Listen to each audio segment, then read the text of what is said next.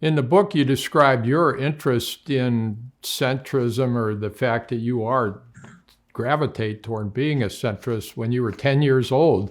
Can you share that with us, please, Senator? Yeah, well, I think back to my very first political memory. In Stamford, Connecticut, it's election night in 1952. And we live at that point in a second floor, as they used to say, cold water walk up in my grandmother's house, my mother's mother. And we're watching TV, and my dad really was the first in the neighborhood to buy a TV. It was about the size of a bureau, and the screen was about the size of my smartphone screen. But we watched the returns of the presidential election. So my grandmother and I, quite naturally, it seems to me, are going for General Eisenhower. I mean, he's the one who won the Second World War. He stopped the Nazis, Right. And in Europe. And then but I see as the evening goes on that my mom and dad are going for this guy, Stevenson.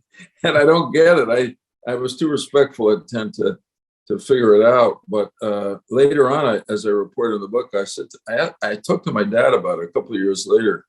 And I said, was it because he always supported the Democrat? Oh, no. I just thought that as great a hero as Ike was, he really didn't have the background to be a great president. And Stevenson had been governor, and he was smart, all that stuff. But I remember my dad said, listen, you don't know this, but 1940, I voted for Wendell Willkie, the Republican candidate, against Roosevelt, because I thought 2 terms was enough. And I thought Willkie was a really independent-minded, accomplished business leader, an internationalist, et cetera, et cetera. So that surprised me.